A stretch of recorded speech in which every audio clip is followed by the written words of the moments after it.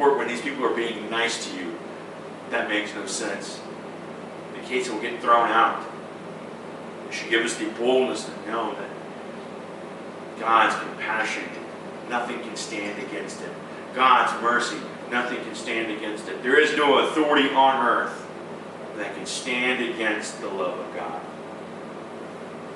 And then quickly, the last few verses from 18 to 22, we see Paul leaving. He needs to return back to his home base, essentially.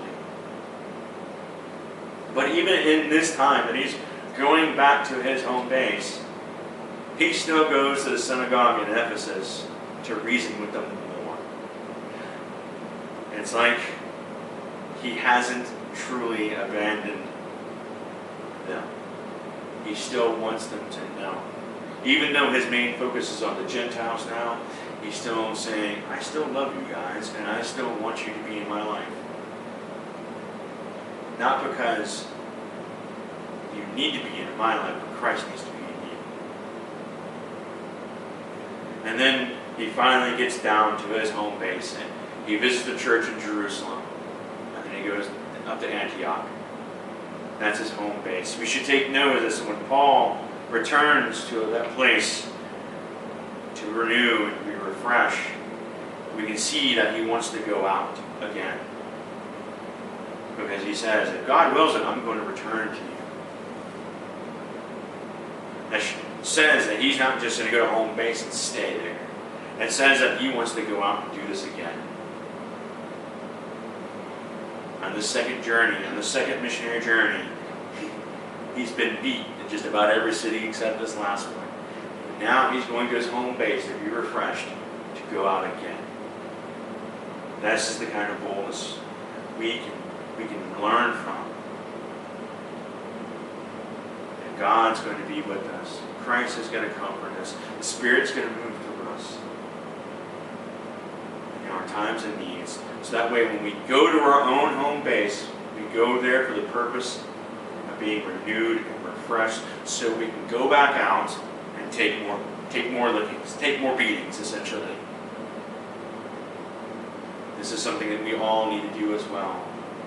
We need to learn to rest and be renewed and refreshed and have a home base that we can do it in. Whether that home base be Houston, Texas, or Lubbock, Texas, San Francisco, wherever.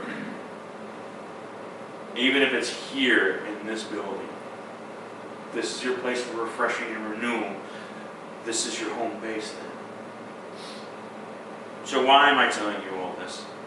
Well, the way ancient Corinth is still around today. When we look at the cities, there hasn't been much change in cities. People are still going to be people, and cities will just be cities.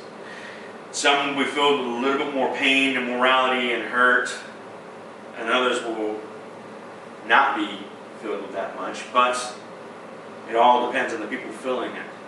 But when we enter these cities, it is for us to stand boldly with Christ and know that He is with us. We can stand boldly, so boldly that some people will make me upset. We will become upset with some people because they aren't listening. But it's okay because we just go near to where they're at so they can still see the light and love of God. We never want them to never see that. We can know that those that have wronged us will have justice done upon them. Whether it be justice legally, or it's the justice that they finally submit to God, that is also something we should want. Those that wrong us, when they submit to God, we get to call them brother and sister, that is the justice that they get. Because they are finally receiving the mercy and love of God. We can also know that when it's time to be renewed and recover from the beatings that we have taken, we've done it through Christ and not on our own. We can also know for a doubt, without a doubt, we can know this, that Christ is forever. He is eternal. the way God was in the Old Testament, the reassurance that God gave Elijah in the Old Testament, the same reassurance that Christ gave Paul in the New in these travels, the same that we will get every day. Why? Because He is the same as yesterday, today,